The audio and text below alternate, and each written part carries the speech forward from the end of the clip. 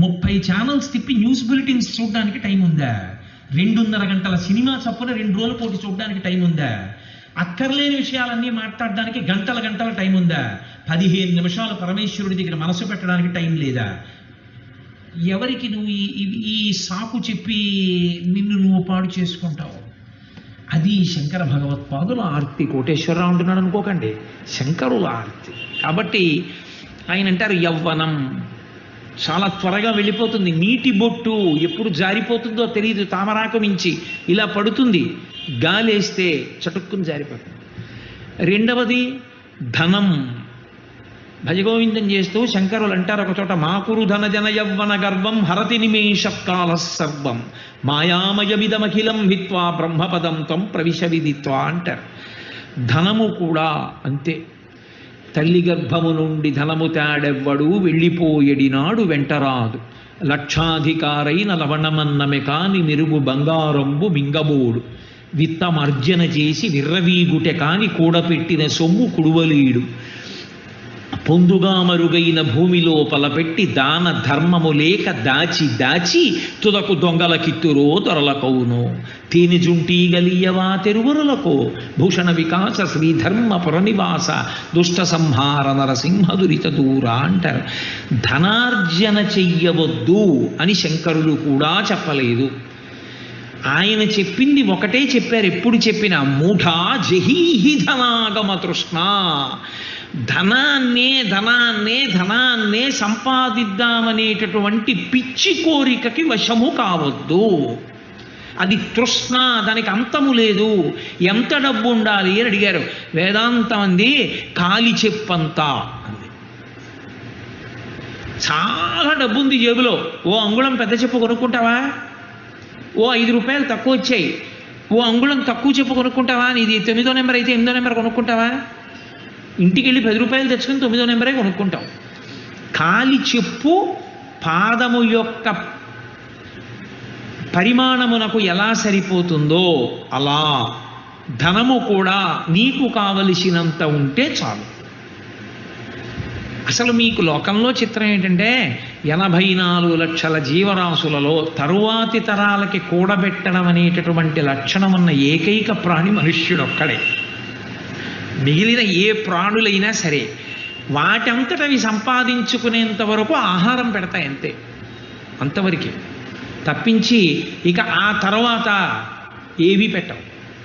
దూడ దానికి గడ్డి తినడం వచ్చేవరకే పాలిస్తుంది, ఆ తర్వాత తంతుంది, వస్తే తిరిగిపోతుంది, వెళ్ళి గడ్డి తిన్ను అంటుంది, గడ్డి తినాలి దూడ.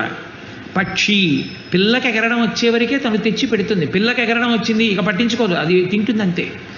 అంతేగాని పాపం పిల్ల రేపు పొద్దున్న దాని పిల్లలు పుడతారు కదండి అందుకని కొన్ని వడ్ల గింజలు డిపాజిట్ వేస్తాను అలా ఏం అందం.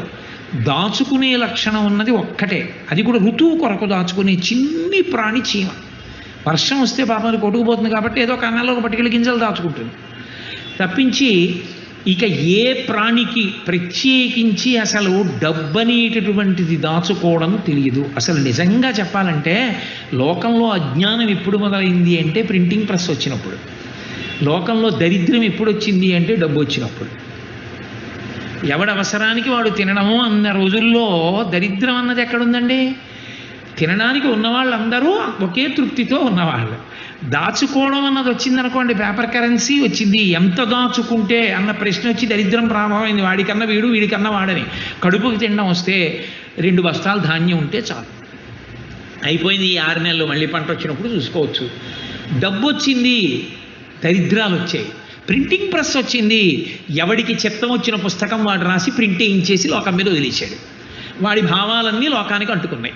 తెలిసి తెలియనివాడు ఆ పుస్తకం చదివాడు, అవి నిజాలనుకున్నాడు. కాబట్టి అజ్ఞానం ఎప్పుడు వచ్చింది? ప్రింటింగ్ ప్రెస్తో. దరిద్రం ఎప్పుడు వచ్చింది? పేపర్ కరెన్సీతో. నిజంగా వస్తువులు మార్చుకుని ఎవడి మానాన వాడు బతికినప్పుడు ఇంత దరిద్రం అన్న మాట లేదు లోకంలో. అందరూ తృప్తిగా హాయిగా ఏదో 2 బస్తాలు ధాన్యం ఉంటే చాలు, సుఖంగా బతికిస్తారు. పెరట్లో 2 పాదులు ఉంటే చాలు, కాస్త తోటకూర, అంత చింతపండు 2 మిరపకాయలు ఉంటే సుఖంగా చారు కాచుకుని తినేసి పడుకుని హాయిగా నిద్రపోయేవారు. అంతకన్నా ఉండడానికి ఏముంటుంది అనేవారు. ఎవరింట్లో ఉన్నా ధాన్యం ఉండేది, ఏమి ఎత్తుకెళ్ళిపోతాడు. డబ్బు వచ్చాక అక్కర్లేని భయాలన్నీ వచ్చేసాయి కాదు. సరే, ఇప్పుడు నాకు దాని గురించి ఎందుకు కానండి, శంకరులు అంటున్నారు ధనం వద్దని శంకరాచార్యులు వారు చెప్పరు. శంకరాచార్యులు వారే కాదు, ఎవరూ చెప్పరు ధనం వద్దని. ధనము వేదం అంగీకరించింది. ఒంట్లో ఓపిక ఉండగా పగటి కాలమునందు ధనమును ఆర్జన చేయవలెను. లేకపోతే ఇల్లు ఎలా నడుస్తుందండి? యజమాని తీసుకురాకపోతే భార్యాబిడ్డలు ఏమైపోతారు? తీసుకురావాలి యజమాని. అసలు నిక్కచ్చిగా మాట్లాడితే మాతా నిందతి నాభినందతి పిత భ్రాతాన సంభాషతే భృత్యకుప్యతి నానుగచ్చతి సుత కాంతాపి నాలింగతే అర్ధప్రార్థన శంకయా నకురుతే సల్లాపమాత్రం సుహృత్ తస్మాత్ నైతికమర్ధమార్జన శృణు సఖే విత్తేన సర్వే వశాః అని చెప్పారు. నువ్వు డబ్బు సంపాదించకపోతే, ఒక వయసు వచ్చిన తర్వాత కొడుకు 4 రూపాయలు సంపాదించకపోతే మాతా నిందతి, ఆశీర్వదించడం తప్ప తిట్టడం తెలియని అమ్మ తిడుతుంది. తండ్రి నాభినందతి, శబాష్ సంతోషం రా కొడక అని భుజం మీద చెయ్యేడు. నాభినందతి పిత భ్రాతాన సంభాషతే, అన్నదమ్ములు పలకరించరు. భృత్యకుప్యతి, సేవకుడిని పిలిచి పని చెప్తే చెప్పేవలేవా 5 పైసలు ఇవ్వలేవు అని వాడు కోపం వస్తుంది. నానుగచ్చతి సుత, తండ్రి ఇంటికి వస్తుంటే కొడుకు బయటికి చెబుతో నీళ్లు తేడు కాళ్ళు కడుక్కోమని. నానుగచ్చతి సుత కాంతాపి నాలింగతే, భార్య కూడా ప్రియమార కౌగలించుకోదు. కాబట్టి అర్ధప్రార్థన శంకయాన కురుతే సల్లాపమాత్రం సుహృత్. ఆయన సుహృత్తు, చాలా మంచివాడు. అందులో ఆయన యందు దోషం పట్టడానికి ఏం లేదు. చాలా మంచి స్నేహితుడు మా రామకృష్ణారావు గారు. కానీ ఎన్నాళ్ళు ఇస్తాడు? కనబడ్డప్పుడల్లా డబ్బు అడిగితే. అందుకని ఇలా వస్తుంటే బాబాయ్ మళ్ళీ ఏమైనా అడుగుతాడేమో అని అలా పోయాడు ఆయన. కాబట్టి అర్ధప్రార్థన శంకయాన కురుతే సల్లాపమాత్రం సుహృత్ తస్మాత్ నైతికమర్థమార్జన శృణు సఖే. సఖేవ స్నేహితుడా, ఆర్జన చేయి డబ్బు, కానీ నైతికమర్థమార్జన శృణు సఖే, నీతి తప్పకుండా సంపాదించు. ఆ నీతి తప్పకుండా సంపాదించినదేదో అది నీ కుటుంబ అభివృద్ధికి కారణమవుతుంది. విత్తేన సర్వే వశాః, నీతి తప్పకుండా సంపాదించిన డబ్బు వల్ల నీకు సమస్తము వశమవుతుంది. ఈశ్వరుడు అనుగ్రహిస్తాడు. ఆ ద్రవ్యంతో నువ్వేం చేసినా ఉపయోగపడుతుంది. కాబట్టి డబ్బు సంపాదించు, కానీ డబ్బు సంపాదించడమే ధ్యేయంగా బతికేస్తే ఇంక దానికి ఏమీ కట్టుబాటే లేదు. సంపాదించడం ఒక్కటే ధ్యేయం. సంపాదించేశావు, దానంత తేలికగా వెళ్ళిపోయేది, దానంత తేలికగా నీ యందు నిరాసక్తత ప్రదర్శించేది ఇంకొకటి లేదు. ఎందుకో తెలుసా? వెళ్ళిపోయినప్పుడు చాలా తేలిగ్గా వెళ్ళిపోతుంది. సిరిదా వచ్చిన వచ్చును సలలితముగ నారికేళ సలిలము భంగిన్ సిరిదా పోయిన పోవును కరిమింగిన వెలగ పండు కరణిని సుమతి. నేను ఎందుకు చెప్పాలి? ఈ కాకినాడ పట్టణంలోనే నేను ఈ ఊరు వచ్చిన కొత్తల్లో ఆయన దగ్గరికి వెళ్ళి ఓ పావుగంట కూర్చుంటుండేవాడిని అరుగు మీద. ఏదో మంచి మాటలు మాట్లాడుతుండేవాడు. ఎంత మంచివాడో, గొప్ప ఐశ్వర్యవంతుడు, అంత డబ్బు ఉన్నవాడు. ఏ నాటి చేసుకున్న ప్రారంధ కర్మో నమ్మి ఒక ఆయనకి షూరిటీ పెట్టాడు. ఆయన ఎటు వెళ్ళిపోయాడో తెలియదు. సర్వం నాశనమై ఆయన వెళ్ళిపోయాడు. ఈయనకున్నదంతా తీసేసుకున్నారు. ఆ వార్త విన్నాడు, అంతా జప్తు చేశారు. హాస్పిటల్లో జాయిన్ అయ్యాడు. హార్ట్ అటాక్ వచ్చి చచ్చిపోయాడు. పిల్లలు వీధిన పడిపోయారు. ఉండడానికి ఇల్లు కూడా లేక ఏ ఇంటి ముందు ఆర్తులు వచ్చి నిలబడితే అన్నం పెట్టబడిందో ఆ ఇంట పిల్లలు క్రీనీడల యందు తిరిగారు. అంటే తమ యథార్థ రూపాలు కనపడకుండా ఇంటి గోడల క్రీనీడల దగ్గర తిరుగుతూ అన్నం తిన్నటువంటి ఒక కుటుంబం నాకు తెలుసు. తర్వాత తండ్రి చేసిన పుణ్యం, ఆ పిల్లలు వృద్ధిలోకి వచ్చారు, అది వేరు మాట అనుకోండి. కానీ ఐశ్వర్యం అనేటటువంటిది ఉండిపోతుందనుకున్నంత వెర్రి ఇంకోట్లేదు. అంత త్వరగా వెళ్ళిపోయేది ఇది అదొక్కటే. పైగా దానికి ఉన్నంత నిరాసక్తత లోకంలో ఇంకెవ్వరికీ ఉండదు. వీడికి ఒంట్లో ఓపికన్నంత కాలము దాని మీదే దృష్టి పెట్టి సంపాదించాడు. ఎక్కడుంటుందండి? తీసుకొచ్చి కట్టలు కట్టి సంపాదించిందంతా కోట్లు ఇంట్లో పెడతాడేంటి? అదేమన్నా పరుప పేర్చి ఉంచడానికి తీసుకెళ్ళి బ్యాంకులో వేయాలి. వేస్తే అది పాస్బుక్లో అంకెల రూపంలో ఉంటుంది. ఈయన చచ్చిపోయాడు, చాపేసి పడుకోబెట్టారు హాల్లో. బ్యాంకులోంచి ఒక్క కట్ట పైకి దూకి, అరే ఎంత జీవితం, ఎంత కష్టపడి సంపాదించావురా మమ్మల్ని అని బీరువాలోంచి ₹1 కానీ ఆయన పరుసులోంచే ఒక ₹10 కాగితం కానీ దూకుతుందా పైకి? అది ఎవడు తీసినా, ఎవడు చేత్తో పట్టుకుంటే వాడిది. అంత తొందరగా జారిపోయేది లోకంలో ఇంకోటి లేదు. అందుకే శంకరులు చోటంటారు, కింవానీన ధనీన వాజికరిభిప్రాప్తేన రాజ్యేన కిం వా పుత్ర కళత్రమిత్ర పశుభిర్దేహేన గేహేన కిం జ్ఞాతైతక్షణభంగురం సపతిరో త్యాజ్యం మనోదూరతః స్వాత్మార్థం గురువాక్యతో భజ భజ శ్రీపార్వతీ వల్లభం. ఆయనకేం కోపంతో కాదు ఆయన చెప్పింది, హద్దు ఎరిగి ప్రవర్తిస్తే జీవుడు ఉద్ధరింపబడతాడని. అది పాపం ఆయన తాపత్రయం, అంతేగాని ఆయన మన అందరినీ నిందించడం ఆయన లక్ష్యం కాదు. ఆయన సంపాదించవద్దని ఏం చెప్పలేదు శంకరాచార్యులు వారు. సంపాదించు, కానీ విర్రెక్కిపోకు. విర్రెక్కిపోతే ఏమైపోతుందో తెలుసా, ఒకదాని తరువాత ఒకటి ఆగిపోయేవేవో చెప్పారు ఆయన. ఇందులో మొదట ఆగిపోయేదేదో తెలుసా, డబ్బే. అస్సలు వాడు వెళ్ళిపోయాడన్న విషయం దానికి ఉండదు. ఎందుకంటే మీరు బ్యాంక్లో 10 రూపాయలు పట్టుకెళ్ళి ఇచ్చి మీ అకౌంట్లో వేసుకున్నారనుకోండి, మీరు మళ్ళీ అకౌంట్లో డ్రా చేసినప్పుడు ఆ 10 రూపాయల కాగితం మిమ్మల్ని పేచీ పెట్టకూడదు. అది వెళ్ళిపోతుంది పక్క, వెంటనే ఎవరికో ఇచ్చేస్తారు, ఇంకో కాగితం ఇస్తారు కదా, అంతే. కాబట్టి డబ్బు అంత చంచలమైంది లోకంలో ఇంకోటి లేదు. దాని పేరే కరెన్సీ. అది ప్రవహించి ఉపకారం చేస్తుంది, అది అలా వెళ్ళిపోతుంది అంతే. దాని తర్వాత పాపం ఏదో ఆయన్ని శ్మశానానికి తీసుకెడితే కనీసం వాళ్ళ బంధువులందరూ ఆయన కారెక్కి శ్మశానం దాకా కారన్నా వస్తుంది, అనసాధ్యం కూల. అందుకని కింవానేన ధనేన వాజికరిభిహి, గుర్రాలు ఏనుగులు అన్నారు, ఇప్పుడు కారులు. అది శ్మశానం గేటు దాకానన్నా వస్తుంది. గేటు దాటి లోపలికి వచ్చేవాడు, మిగిలిన వాళ్ళు ఎందుకులేండి ఇంకా అలా ఏం చూస్తామండి వస్తారు, రాకపోతారు. వచ్చినా ఏం చేస్తారు, కొడుకొక్కడు మాత్రం 11 రోజులు రోజు వెళ్తాడు. ఏదో మొదటి రోజు వెళ్తారు, రోజు వెళ్తారేంటి, వాడికి తప్పదు కొడుక్కి. ఎవరో ఒకళ్ళని తోడు తీసిన వాడు వెళ్తాడు, వెళ్ళి ఏదో అంచేష్టి సంస్కారం అక్కడ చేసి వస్తూ ఉంటాడు. మళ్ళీ ధర్మోదకాలకే కనబడతారు కొంతమంది. కాబట్టి కొడుకు అసలు జీవితం అంతా పట్టుకున్న భార్య ఇంటి గడప దగ్గరే, కొడుకు శ్మశానం దగ్గరే. ఇన్ని ఫెయిర్ అండ్ లవ్లీలు రాసి, ఇన్ని పంచెలు కట్టి, ఇన్ని అల్లర్లు చేసి, ఇన్ని పూలదండలు ప్రతిరోజు వేయించుకున్న శరీరం వల్లకాటి దగ్గరే. మరి వచ్చిందెవరు, పైన కప్పిన బట్ట మేటి చాకలి పాలు పడుచు పెళ్ళామైన పరుల పాలు. ఇంకా నువ్వు తీసుకెళ్ళేది ఏమిటి? ఆఖరికి ఎన్ని పంచెలున్నా ఎన్ని అంచులు ఉన్నా ఇంట్లోనే. దీని మీద కప్పడానికి మాత్రం ఓ సైనికుడు అట్టుకొస్తారు, కట్టుకొచ్చి అత్యంత సమకబారు వస్త్రం ఒకటి తీసుకొచ్చి కట్టి పట్టుకెళ్ళి తీసి పక్కన పారేస్తారు. అది కూడా పట్టుకుపోయేవాడు ఉంటాడు.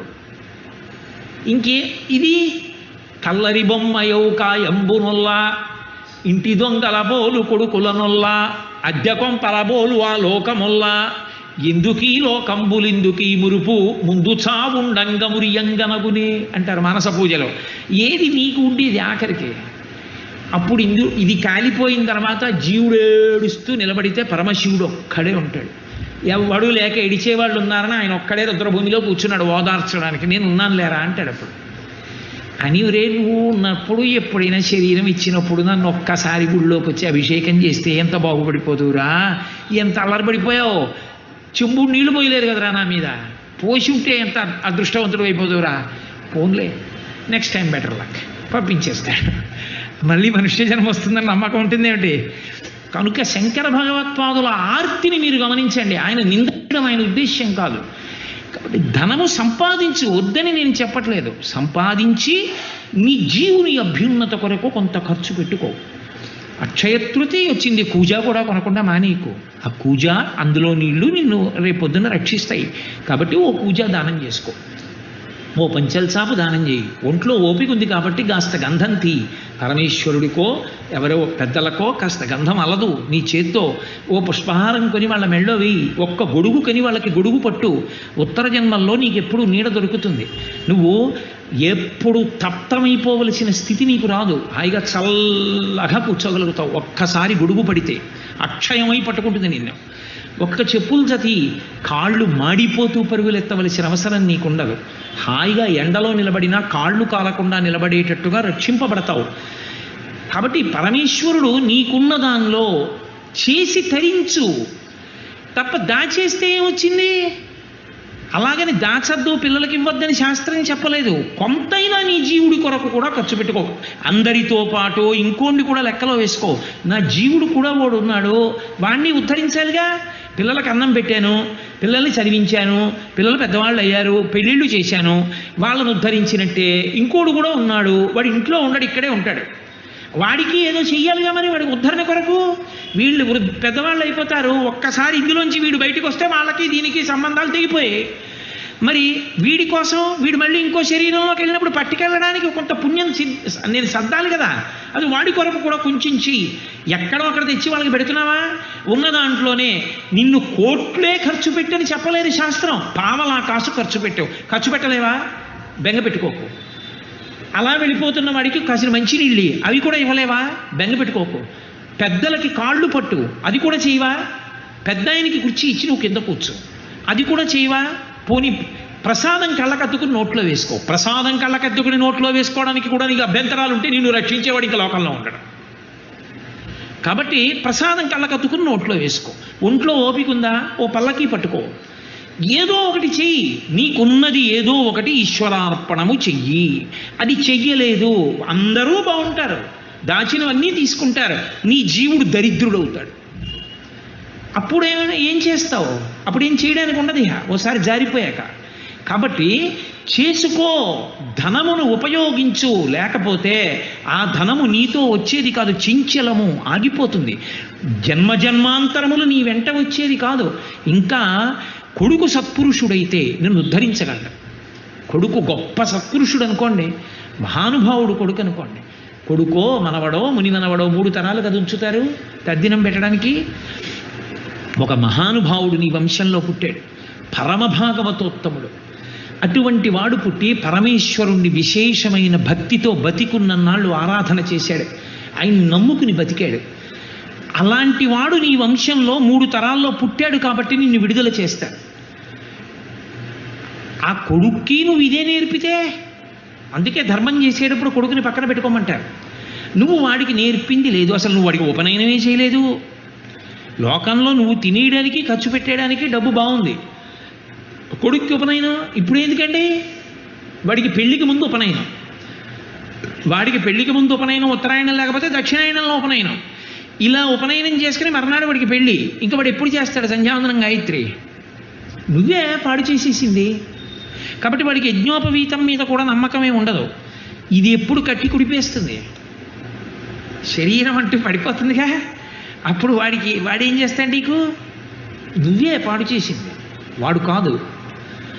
నువ్వు వాడికి నేర్పలేదు. కొడుకుని దగ్గర పెట్టుకొని కొడుకు ఇలా బతకాలని నువ్వు నేర్పలేదు కొడుక్కి.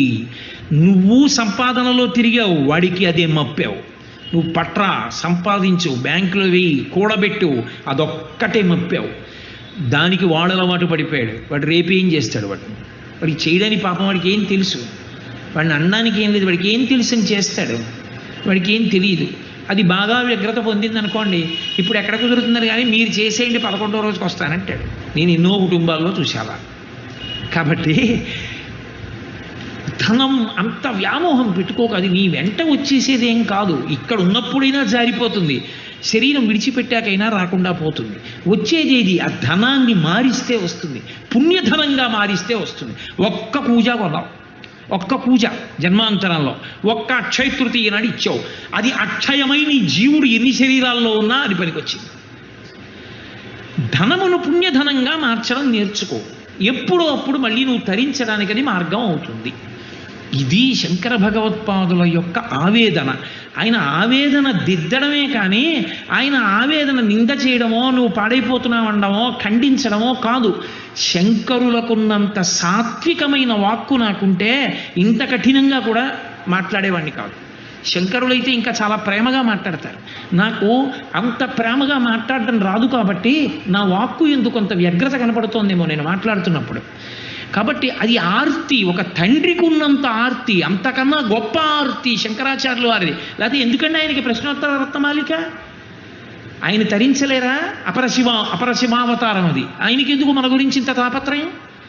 అరే వాళ్ళు ఏమైపోతారు మరి నేను చెప్పకపోతే? అది ఆయన మనకిస్తున్న నిధి. అది తండ్రి ఇచ్చిన నిధి శరీరంలో ఉన్నంతసేపే, శంకరులు ఇచ్చిన నిధి అసలు శరీరంలో ఉండకుండా చేయగలరు. అంత గొప్ప నిధిని ఆయన ఇస్తున్నారు. కాబట్టి ధనం జాగ్రత్త సుమ, అది నళినీదళగత జలవత తరళం. ధనం ఒకటి. ఎక్కడ అత్యాశతో నిలబడిపోయి జన్మని పాడు చేసుకుంటాడో అక్కడక్కడ శంకరాచార్యులు వారు దాని యందు ఉన్నటువంటి అత్యంత చాంచల్యమైనటువంటి స్థితిని చెప్పి వ్యామోహం పెరిగిపోకుండా జాగ్రత్త పడడాన్ని నేర్పుతున్నారు. కాబట్టి మహానుభావుడు తులసీదాస్ గారు రామాయణం చెప్తుండేవారు. చెప్తుంటే ప్రతిరోజు గుర్రం మీద వెళ్ళిపోతుండేవాడు జమీందారు కాశీపట్టణంలో. చూసి నవ్వేవాడు గుర్రం ఆపి. తులసీదాస్ గారు వచ్చి కూర్చోండి అన్నగారు. అంటే ఆయన నీకు పని పాడా, నీలా పని లేని వాళ్ళని కొంతమందిని చేరేస్తావు, వాళ్ళకి రామాయణం అంటావు, వాళ్ళు వింటూ ఉంటారు. నాకెందుకు జమీందారుని, ఆ గంట ఉంటే ఇంకో 1000 రూపాయలు సంపాదిస్తానని నవ్వుతూ వెళ్ళిపోయేవాడు. అలా వెళ్ళిపోయిన జమీందారింటికి తులసీదాస్ గారు వెళ్ళారు. వెళ్ళి అయ్యా నాకు మీ ఇంటికి వచ్చి రామాయణం చెప్తా, మీరు వచ్చి కూర్చోవద్దు, మీకు ఎప్పుడు ఖాళీ, మీరు ద్రవ్యార్జన చెయ్యకుండా ఎప్పుడు ఉంటారు, అప్పుడే వచ్చి చెప్తా, 10 నిమిషాలైనా పర్వాలేదు, పావు గంట అయినా పర్వాలేదా అంటే తాపత్రయం శంకరాచార్యుల వారిలా. అరే పాడైపోతున్నాడే అని. వినండి అన్నాడు. ఇప్పుడు ఎక్కడ కుదురుతుంది చూద్దాంలే. మళ్ళీ వెళ్ళారు. నవ్వి అన్నాడు వచ్చే ఏడాది రండి అన్నాడు. ఖచ్చితంగా ఏడాదికి తులసీదాస్ గారు వెళ్ళారు. ఇప్పుడు ఎక్కడ కుదురుతుంది వచ్చే ఏడాది రండి అన్నాడు. అలా 6-7 మార్లు తిప్పాడు. వెళ్ళారు పాపం తులసీదాస్ గారు. ఆ పై ఏడాది వెళ్ళారు. అయ్యా మీ నాన్నగారు ఏది రామాయణం 10 నిమిషాలు వింటారేమో అని వచ్చానండి అన్నారు. మా నాన్నగారు మీకు తెలియదా, చచ్చిపోయారు కిందటి ఏడాది అన్నాడు కొడుకు. తులసీదాస్ గారు దివ్య దృష్టితో చూశారు. దివ్య దృష్టి ఉంటుందా అండి అనకూడదు, అది ఉన్నవాడికి తెలుస్తుంది ఉందని. ఏమీ లేనివాడికి నీకెలా తెలుస్తుంది ఉందని? సాధన చేయి నీకు తెలుస్తుంది ఉందని. అన్నం తింటే తెలుస్తుంది ఆకలి తీరుతుందని. తపస్సు చేస్తే దివ్య దృష్టి ఉంటుంది. అంతేగాని వాడికి ఉంటే నువ్వు చేయకుండా అది ఉంటుందా అండి అంటే ఉంటుంది. నువ్వు చేయి తెలుస్తుంది నీకు. కాబట్టి దివ్య దృష్టితో చూశారు. ఎక్కడున్నాడో తెలుసా? కిందటి ఏడాది వరకు జమీందారుగా ఉన్న జీవుడు ఆ ఇంటిలోనే పశువుల కొట్టంలో ఎద్దుగా ఉన్నాడు తాపత్రయానికి. ఇంకా ఐశ్వర్యం మీద భ్రాంతి పోక పొలాలు దున్నడానికి ఆ ఇంటి పశువే అయి ఆ ఇంట్లో నిలబడి ఉన్నాడు. లోపలి జీవుడు గుర్తుపట్టాడు తులసీదాస్ గారిని. ఎద్దు ఆయన వంక చూసి కన్నుల నీరు కార్చింది. ఒక్కసారి మీ దగ్గర రామాయణం వింటే ఇలా అయ్యేవాడిని కాదు. అది వినక ధనమునందు మమకారం పెట్టాను. ఇప్పుడు వాడు యజమాని, వాడేమీ చేయడు. ఇదిగో ఈ పక్కనున్న ఆవుని వాడు దానం చేయడు నా పేరు చెప్పి. అందుకని ఇదిగో ఎద్దునై ఆ పొలాన్ని దున్నుకుంటున్నా, తోక మిలిపెడుతున్నాడు, కంట్లో కారం పెడుతున్నాడు, వీపు మీద కొరడాతో కొడుతున్నాడు, గడ్డి తిని పొలం దున్నుతున్నాను. 1 గంట రామాయణం వింటే ఇలా అయ్యేవాడిని కానన్నాడు. ఆ భాష జీవభాష తులసీదాస్ గారికి అర్థమైంది. ఒకసారి ఇది వదిలిపెట్టాక ఎవడు ఉద్ధరిస్తాడు? ఇక ఉద్ధరించేవాడు ఉండడు. కాబట్టి ధనమునందు ఆర్జన ధనమును ఆర్జన చెయ్యకుండా ఉండు. అసలు డబ్బు వద్దు నీకు, డబ్బు వల్ల పాడైపోతావు. ఎందుకు డబ్బులు? అసలు డబ్బుల జోలికి వెళ్ళకు అని ఎవ్వరూ చెప్పలేదు. మీరు బాగా గుర్తుపెట్టుకోవాలి. నేను ఎలా సన్యాసినో నువ్వు అలా ఉండని చెప్పరు. ఎందుకో తెలుసా? సన్యాసి కూడా దేని మీద ఆధారపడతాడండి? గృహస్థాశ్రమం మీద ఆధారపడతాడు. సన్యాసికి భిక్ష ఎవరు పెడతారు? గృహస్థు పెడతాడు. బ్రహ్మచారికి భిక్ష ఎవరు పెడతారు? గృహస్థు పెడతాడు. వానప్రస్థకు భిక్ష ఎవరు పెడతారు? గృహస్థు పెడతాడు. అసలు సన్యాసి కూడా శరీరంతో బతికున్నాడంటే గృహస్థు వల్లే. గృహస్థు కన్నా గొప్ప ఆశ్రమం ఏదీ లేదు ఆ కోణంలో చూస్తే. నీ చెప్పడం ఏంటి, వేదాంతం చెప్పింది. కానీ నువ్వు సంపాదించకుండా ఎలా పెడతావు? కాబట్టి సంపాదించమనే చెప్పింది గృహస్థుని. సంపాదించని గృహస్థు బ్రహ్మచారికి ఎలా పెడతాడు, సన్యాసికి ఎలా పెడతాడు, వానప్రస్థికి ఎలా పెడతాడు, తను ఎలా తింటాడు? సంపాదించవయా. తస్మాత్ నైతికమర్థమార్జన శృడు సఖే. నీతి మార్గం తప్పకుండా సంపాదించు. కానీ నీ జీవుడి గురించి కూడా చూసుకో. దాని యందే మమకారమును పెట్టుకుంటే జారిపోతుంది సుమా. కాబట్టి యవ్వనం ధనం చ ఆయుహు. ఆయుహు శంకర భగవత్పాదులు 3వదిగా చెప్పినది ఆయువుని చెప్పారు. ఆయువు అంటే కాలము కాదు. మీరు బాగా గుర్తుపెట్టుకోవాలి. కాలము అనంతమై వెడుతూ ఉంటుంది. అలాగే కాలమునందు ఒక ప్రత్యేకమైనటువంటి తేదీ నాడు, ఒక నక్షత్రంలో ఒక తిథి నాడు పుట్టి, ఒక నక్షత్రంలో ఒక తిథి నాటి వరకు ఒక ఉపాధి యందు ఒక జీవుడు ఉన్న కాలాన్ని ఆయుర్దాయమని పిలుస్తారు. ఆ జీవుడికి ఒక కుక్క ఒక తిథి నాడు పుట్టింది, ఒక నక్షత్రంలో పుట్టింది, ఒక నక్షత్రంలో ఒక తిథి నాడు వెళ్ళిపోయింది. ఒక వ్యక్తి ఒక నక్షత్రంలో పుట్టాడు. నక్షత్రాన్ని బట్టే కదా జాతకం రాస్తారు. మరి ఒక నక్షత్రంలో ఫలానా పాదంలో ఫలానా సమయానికి పుట్టాడు, ఫలానా నక్షత్రంలో ఫలానా తిథి నాడు ఫలానా రోజున ఫలానా సమయానికి వెళ్ళిపోయాడు. ఇప్పుడు ఆయన ఆయుర్దాయం ఎంత అని అడిగారు అనుకోండి, ఆ తిథి నుండి ఈ తిథి వరకు ఆయన శరీరముతో ఉన్న కాలమునకు ఆయుర్దాయం అని పేరు. శంకరులు అంటున్నారు ఆయుహు అత్యంత చంచలమైన వాటిల్లో చ అది కూడా. ఎందుకో తెలుసా? అసలు లోకంలో తాను ఎంతకాలం ఉంటాడన్నదే తనకి తెలియదు. జీవుడు శరీరమునందు ఎంతకాలం ఉంటాడో ఎవ్వరికీ తెలియదు. తెలియనప్పుడు నువ్వు ఇందులో ఎంతకాలం ఉంటావో తెలియదు అన్నప్పుడు ఎంత తొందరగా దీన్ని నువ్వు సద్వినియోగం చేయవలసి ఉంటుంది. దీపం ఉండగా ఇల్లు చక్క పెట్టేసేయి. కాబట్టి దీనితో తొందరగా నువ్వు చేయవలసిన మంచి పనులన్నీ చేసేస్తూ ఉండాలి. ఎందుకంటే ఇది ఎప్పుడు జారిపోతుందో తెలియదు కనుక. ఇది ఒక్కసారి ఇందులోంచి జీవుడు పైకి వచ్చేసాడు అనుకోండి, పోయిందంతే, ఆయుర్దాయం అయిపోయింది. ఎందుకని అంటే శంకరులు భజగోవిందంలో అంటారు, యావత్ పవనో నివసతి దేహే తావత్ పృచ్చతి కుశలంగేహే గతవతి వాయో దేహాపాయే భార్యాభిభ్యతి తస్మిన్ కాయే. ఊపిరి లోపలికెళ్ళి పైకి వచ్చింది, బతికున్నాడు. పైకెళ్ళిన ఊపిరి లోపలికి తీశాడు, బతికున్నాడు.